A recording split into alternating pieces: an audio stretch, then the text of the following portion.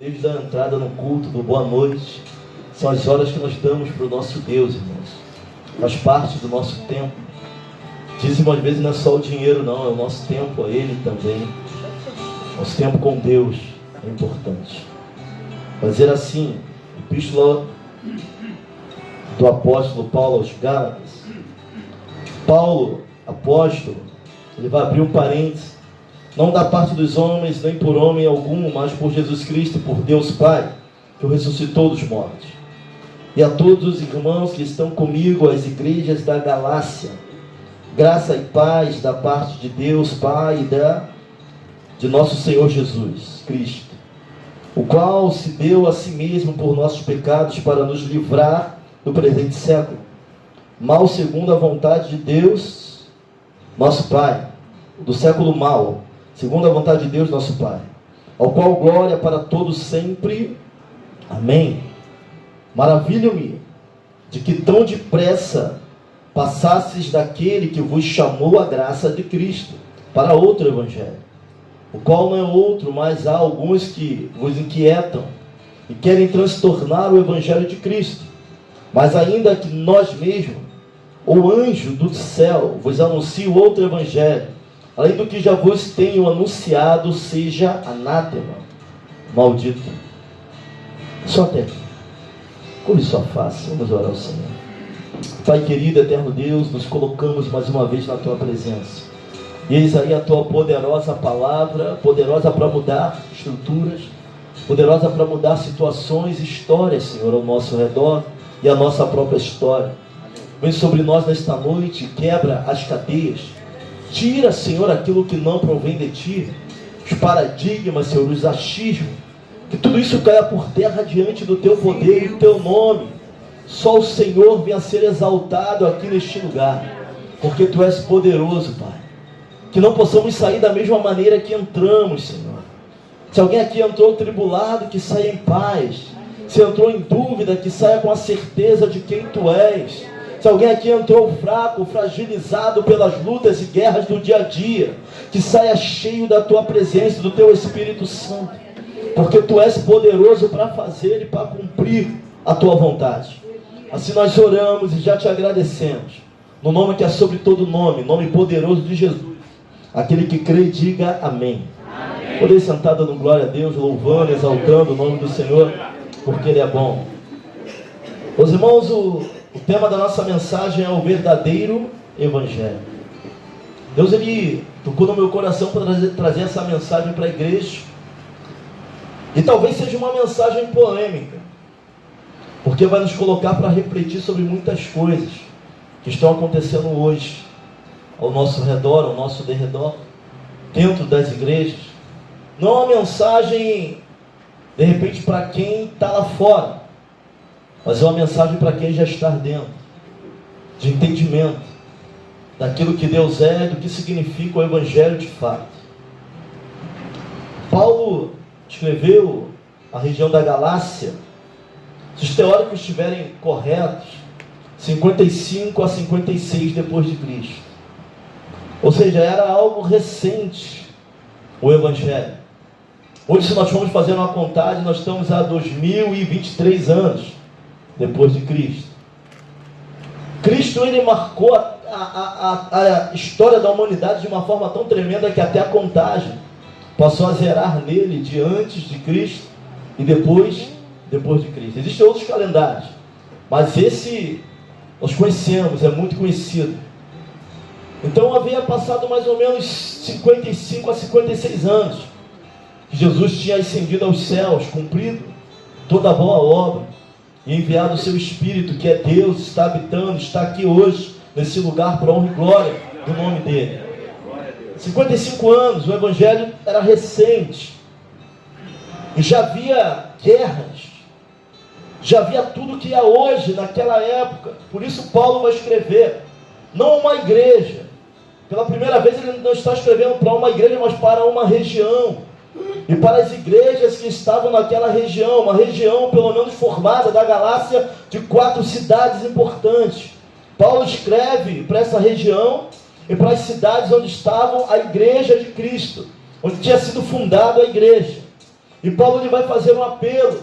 E Paulo aqui está numa guerra entre doutrina, ensinar, explicar os falsos mestres, e agora os judaizantes que tinham chegado naquela cidade, queriam desconverter. As pessoas que estavam convertidas a Cristo, agora eles queriam que elas fizessem principalmente a circuncisão, um corte no prepúcio do homem, um sinal externo de uma aliança interna, onde hoje o corte é na alma, é um sinal interno de uma aliança interna. A alma se liga ao Espírito de Deus. Mas eles queriam que eles retornassem, regressassem. Estavam vivendo ali um evangelho místico, o que não é muito diferente de hoje em dia, não. Mas vamos para a palavra aqui. Deixa eu trazer aqui o contexto histórico do que estava acontecendo. A Galácia ficava ali na região da Ásia Menor. Tinha pelo menos ali 4 cidades que formavam ali aquela região: Antioquia, da Pisídia, Listra, Icônio e Derbe. Existiam igrejas nessas 4 cidades, na região da Galácia.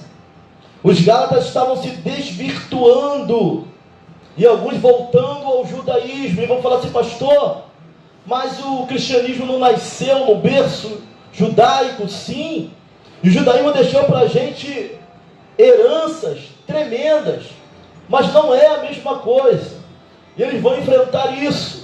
Um grupo de judaizantes que chega naquele lugar agora estavam dizendo assim: tudo bem, Jesus Cristo é o Salvador, mas tem que fazer a circuncisão. Tudo bem que o Evangelho é da graça, mas ainda assim tem que fazer a circuncisão. E tinha um grupo de judaizantes querendo agradar os judeus de judeus, hebreus de hebreus.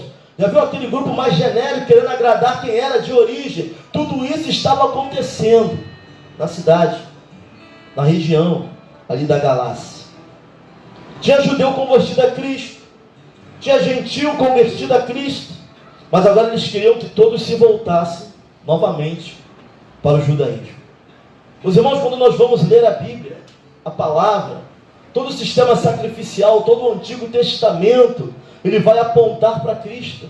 Se formos estudar cada item do tabernáculo, os pães, a mesa, a coroa sobre a mesa, simboliza alguém que viria. Não vamos ver lá em Levíticos capítulo 6, sistema sacrificial, o cordeiro, sem mácula, santo, tudo isso separado. Santo significa separado. Tudo isso estava apontando para um único Salvador, um único autor e consumador da nossa fé, que era Cristo. A Bíblia é cristocêntrica, desde o Antigo Testamento até o Novo Testamento. Jesus na cruz, antes mesmo dele vir à terra, já tinha um plano de salvação, desde o início, apontava para ele. Paulo ele vai começar, Gálatas capítulo 1, ele vai começar dizendo assim, Paulo apóstolo, não da parte dos homens, nem por homem algum, mas por Jesus Cristo e por Deus Pai, que o ressuscitou dentre os mortos. Ele vai exaltar o seu apostolado. E tem um motivo para que Paulo faça isso, irmãos. Porque Paulo não era do falar do clã dos 12. Pastor, quem era? Quem é o clã dos 12? É aqueles que foram instituídos pelo próprio Jesus. Esse era o clã dos 12. Paulo, ele é separado depois. Jesus vem, morre, ressuscita, e Cristo aparece para ele no caminho de Damasco. O próprio Paulo e Barnabé, eles são separados por oração dos líderes da igreja em Jerusalém. Eles vão orar e vão entender que eles também tinham um chamado apostólico. Mas Paulo não é do clã dos 12. Tem gente que não é porque chegou depois que não é importante não, irmão. Com Deus não tem esse negócio. Olha para alguém e fala assim: tu pode até ter chegado depois, mas o que Deus tem na tua vida não muda. E alguns vão começar a olhar para Paulo e entender que Paulo não fazia parte do clã dos 12. Pastor, quem era o clã dos 12? Lucas capítulo 6, versículo 12 ao versículo 16, vai dizer assim, Simão, a quem deu o nome de Pedro, seu irmão André, Tiago, João, Filipe, Bartolomeu, Mateus, Tomé, Tiago, filho de Alfeu, Simão chamado Zelote, Judas, filho de Tiago, e Judas Iscariote, que veio a ser o traidor. Jesus ele sobe no monte, passa a noite no monte orando, e até para escolher até o traidor, que foi fruto de oração. Sabe o que a gente não entende às vezes? Que tudo que acontece na nossa vida, Deus está no controle. Até aquele que vai se levantar e talvez te trair, Deus vai permitir, tem algum motivo para isso. Deus enxerga muito mais do que nós enxergamos. Mas Paulo, por não pertencer ao clã dos 12, Paulo ele vai chegar já discutindo e exaltando o seu apostolado. Olha o que Paulo está falando assim, ó, não da parte dos homens, nem por homem algum, mas por Jesus Cristo e por Deus Pai, que o ressuscitou dos homens. Ele está falando assim, ó, quem me separou não foi homem. Não foi homem que me escolheu, foi o próprio Jesus. E se tem alguém, irmãos, que vai para nós, é até interessante, alguém que foi usado na revelação. Porque Paulo não estava lá, quando nós vamos ler o livro lá em Coríntios, 1 Coríntios 11. Porque o que eu recebi do Senhor, Paulo não estava na última ceia. Paulo foi alguém que Deus falou, Jesus explicou para ele de forma direta.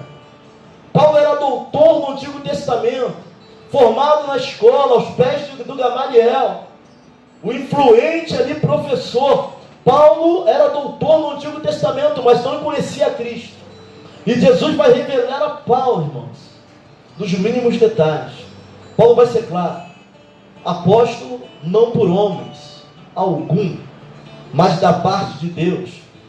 Isso aqui também é usado hoje, para alguns poderem dizer que eles podem ser apóstolos. Alguns hoje se intitulam apóstolos, são consagrados apóstolos, vão falar que não do clã dos 12, mas na missão de abrir igreja. Mas deixa isso aqui para outro caso, deixa isso aqui para outro papo de crente. A gente conversa sobre isso aqui. Tem alguns que hoje são levantados apóstolos, hoje na nossa geração. Mas Paulo não era do clã dos 12. Mas Paulo, Jesus vem ressurreto, no caminho de Damasco ele tem um encontro. E Paulo, ele se prostra entendendo que ele estava ali era maior do que ele.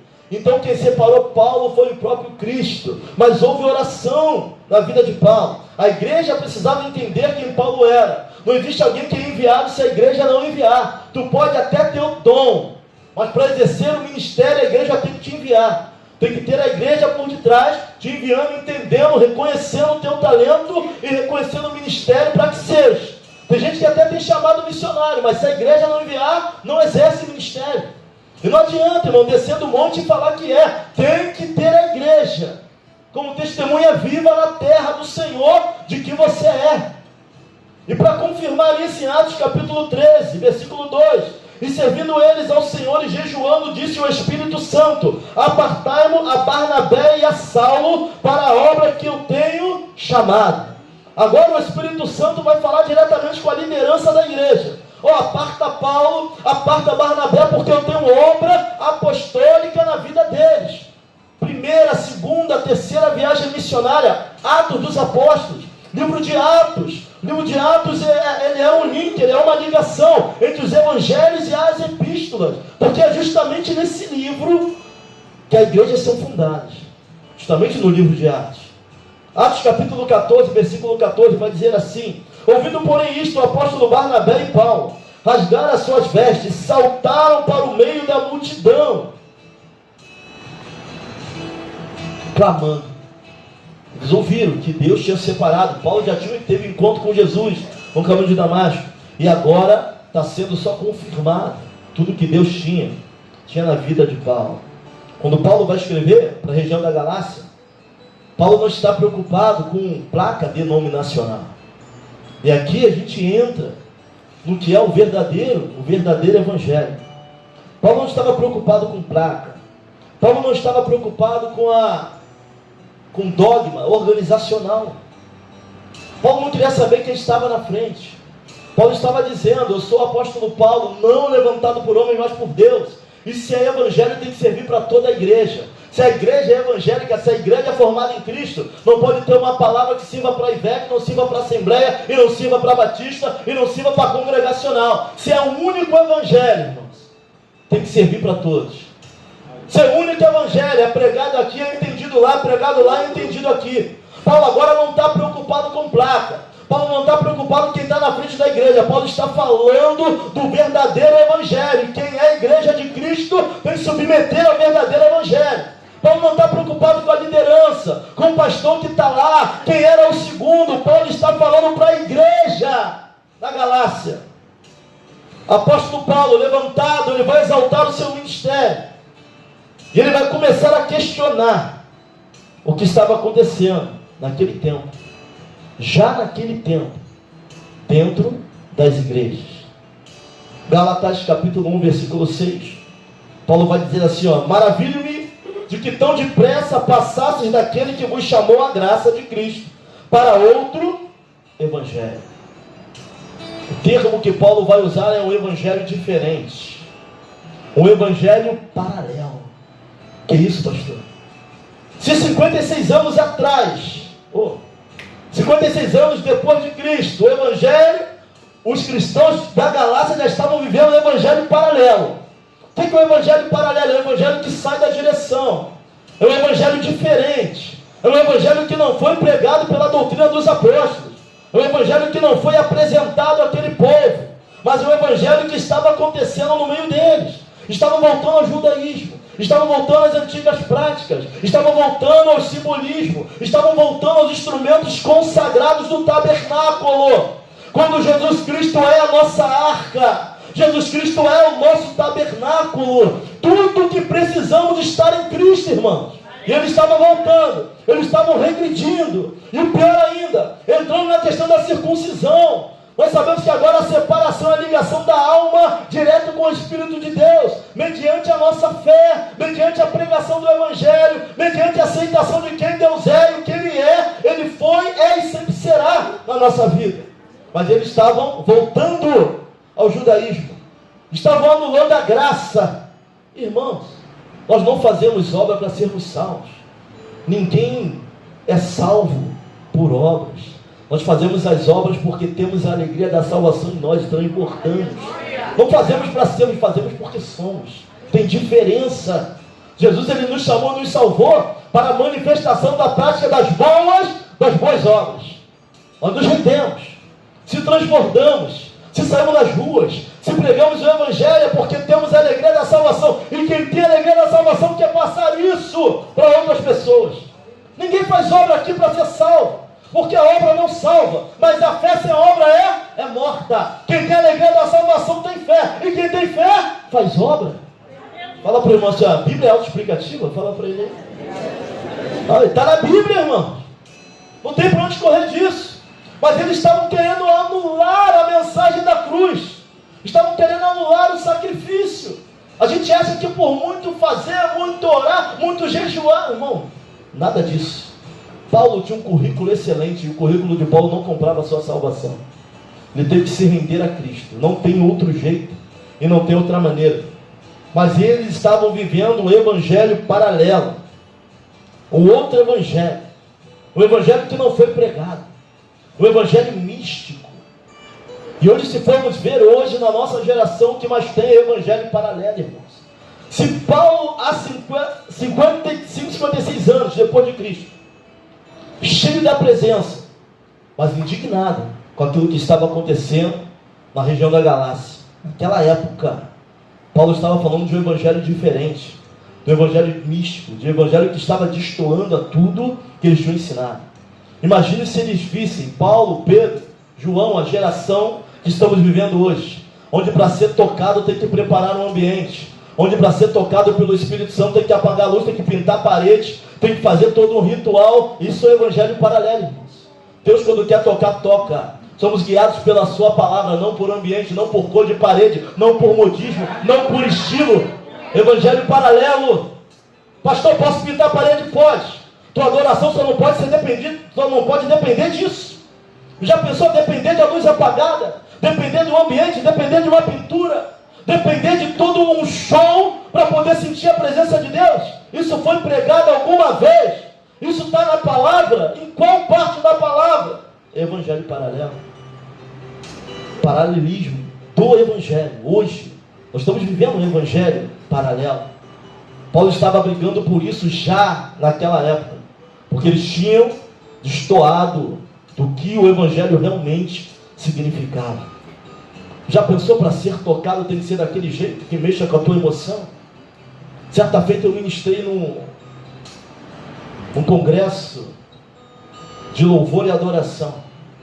Nós colocamos ali as partes do tabernáculo: átrio, corpo, sentimento, santo dos santos, alma, Santíssimo lugar, ministrar no Espírito. Quem disse que emoção é a presença de Deus na nossa vida? Paulo já estava brigando com tudo isso, irmãos. Eu não estou falando aqui que é proibido fazer, eu estou falando aqui que se a tua adoração depende disso, tem alguma coisa errada.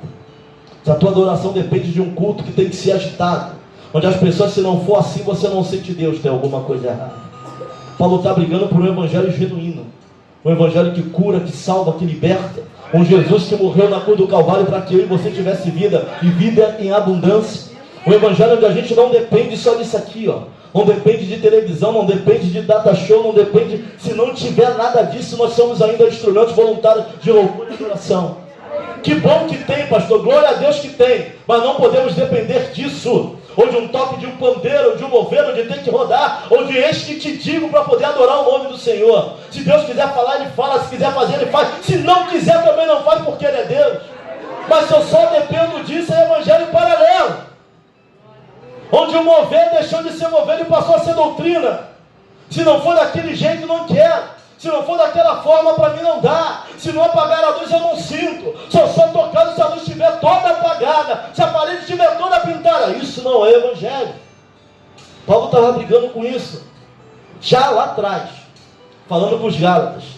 Eu admiro muito já terem ido para um evangelho diferente, para um evangelho paralelo. Capítulo 1, versículo 7, ele vai dizer assim, ó: o qual não é outro, mas há algum que vos inquietam e querem transtornar o evangelho de Cristo.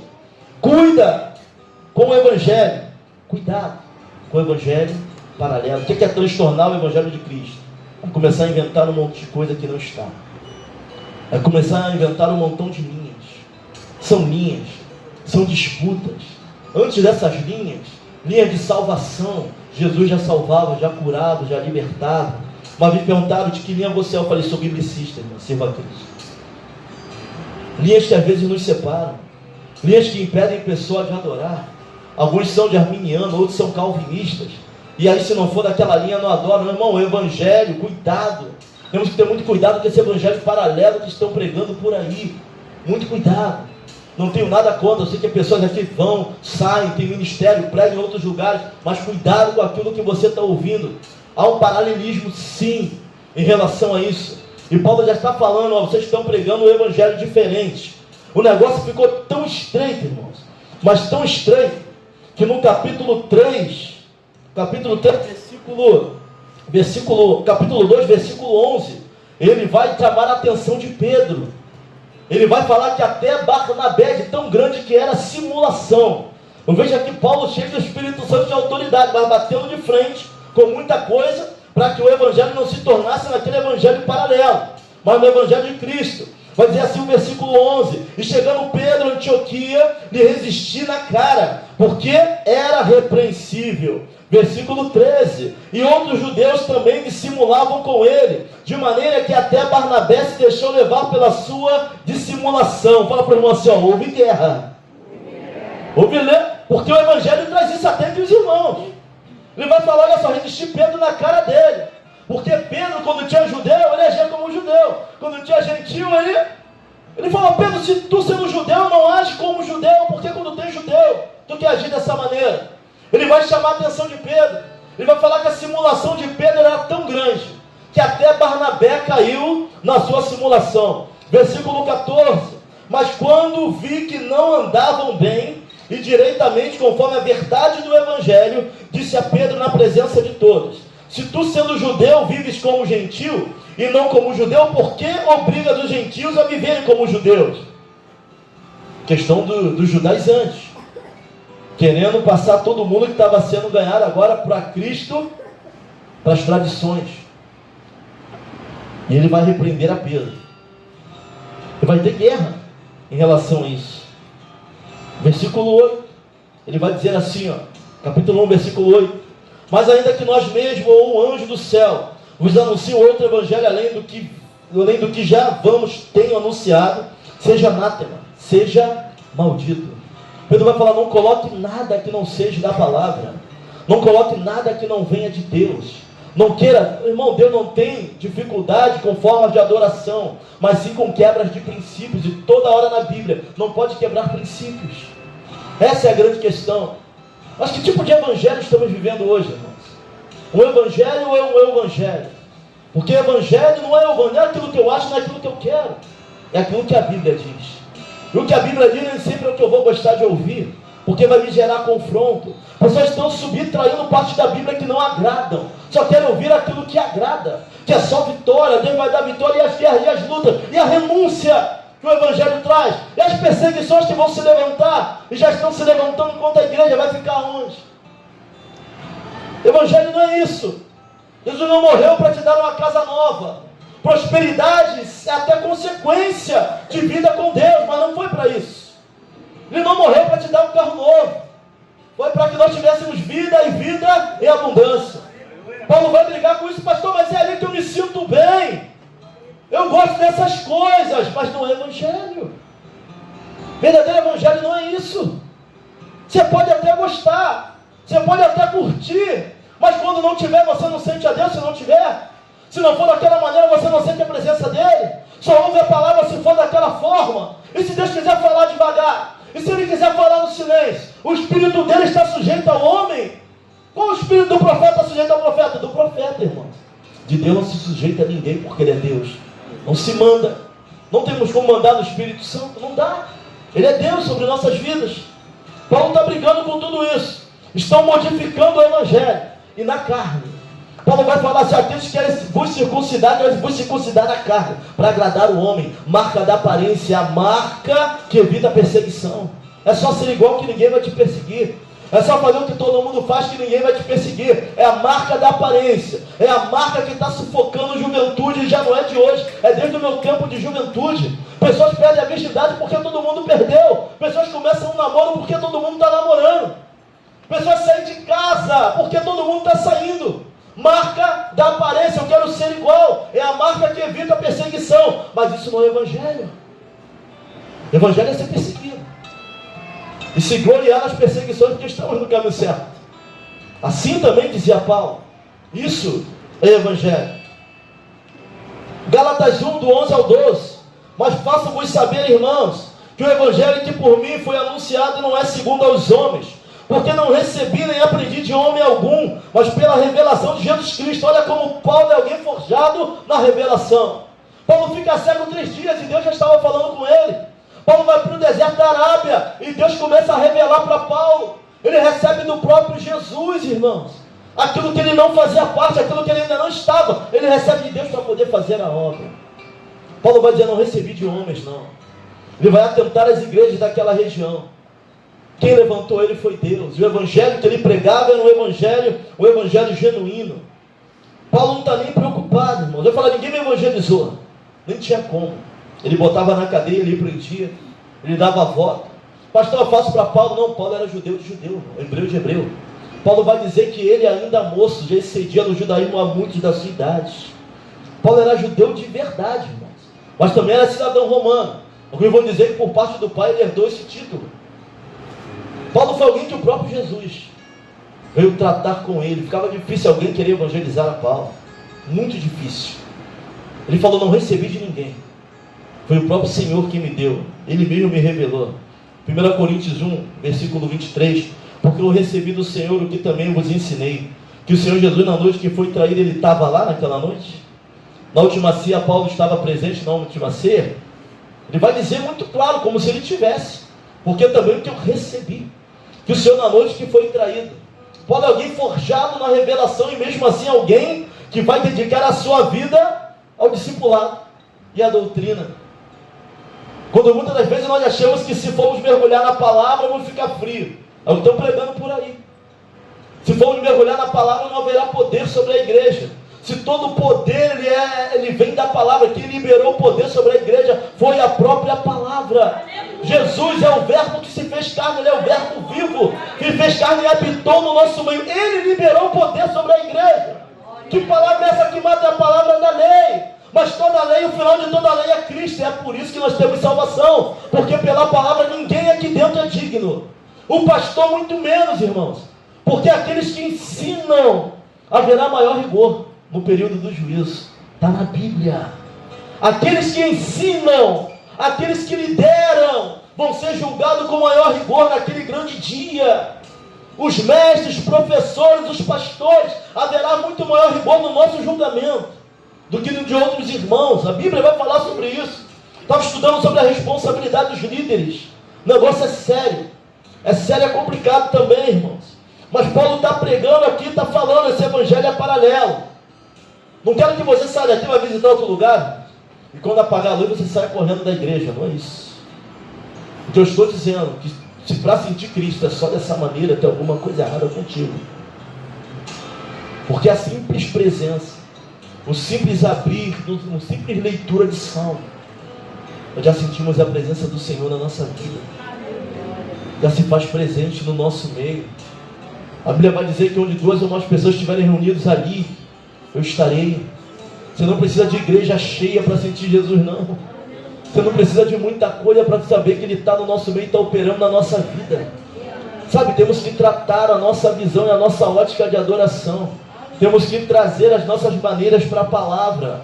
Paulo está nocauteando aquela igreja, as igrejas daquela área.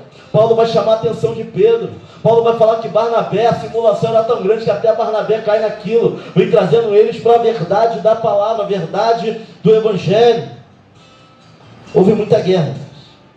Houve muita luta. Paulo vai falar de um único Evangelho, que se move no viés da graça. Multiforme graça. Um Evangelho com vários perfis. Como assim, pastor? Em Efésios 6,15, e calçando os pés na preparação do Evangelho da paz. Ele vai falar que é o Evangelho da paz que ele prega. Calçar os pés. Olha para alguém e fala assim, ó, calça os teus pés com o Evangelho da paz. Tenha paz no teu coração, meu irmão. Corre para a cruz. Corre para a graça. Está difícil, vai para a cruz. Está difícil, vai para a graça. Não é na força do teu braço. Paulo vai dizer que ele é o Evangelho da paz em Efésios 6, versículo 15. A paz de Cristo. A paz que excede todo o entendimento. Está, o mundo não tem, mas nós temos. Que isso, pastor? Está tudo dando errado na minha vida. Mas recebe a paz do Senhor sobre a tua vida, sobre a tua casa, sobre a tua família. Deita a tua cabeça no travesseiro e durma, porque esse é o Evangelho da paz. Ele está cuidando de nós. É um dos viés da graça do Evangelho. Ele é o Evangelho da paz. Atos capítulo 20, versículo 24. Mas de nada faço questão, nem tenho a minha vida por preciosa, contanto que cumpra com alegria a minha carreira e o ministério que recebi do Senhor Jesus, para dar testemunho do Evangelho da graça de Deus. Agora ele está falando que é o Evangelho da graça. Vai falar que o Evangelho é da paz. Agora ele está falando que é o Evangelho. O que é o Evangelho da graça? Graça é a favor e merecida. É aquilo que nós não merecíamos, mas Deus nos deu. Você não vai alcançar a salvação porque merece ou porque é bonzinho, não. Nada do que você faça, nada do que eu faça vai me fazer merecer aquela salvação. E Ele resolveu. Ele resolveu nos dar. Paulo vai chamar de Evangelho da graça. Romanos capítulo 1, versículo 1. Paulo, servo de Jesus Cristo, chamado para apóstolo, separado para o Evangelho de Deus. Primeiro ele vai falar que é o Evangelho da paz, o Evangelho da graça. Agora ele está falando que é o Evangelho de Deus. Romanos 1, versículo 16. Porque não me envergonho do Evangelho de Cristo. Ele vai falar que é o Evangelho de Cristo. Pois é poder de Deus. Ele vai falar que é o Evangelho do poder de Deus, para salvar a todo aquele que crê, primeiro judeus e também gregos. Porque eu não me envergonho. Paulo estava tão comprometido com isso, irmãos, que ele não tinha vergonha de pregar esse Evangelho. Ainda que algumas vezes sozinho, ainda que algumas vezes na masmorra, ainda que algumas vezes na prisão, ainda que algumas vezes açoitado, ainda que algumas vezes com injustiça, mas ele vai dizer, eu não tenho vergonha de pregar o Evangelho de Cristo, que é poder, Evangelho da paz, Evangelho de Cristo, Evangelho de Deus, Evangelho de poder, Evangelho da graça. Esse é o verdadeiro Evangelho.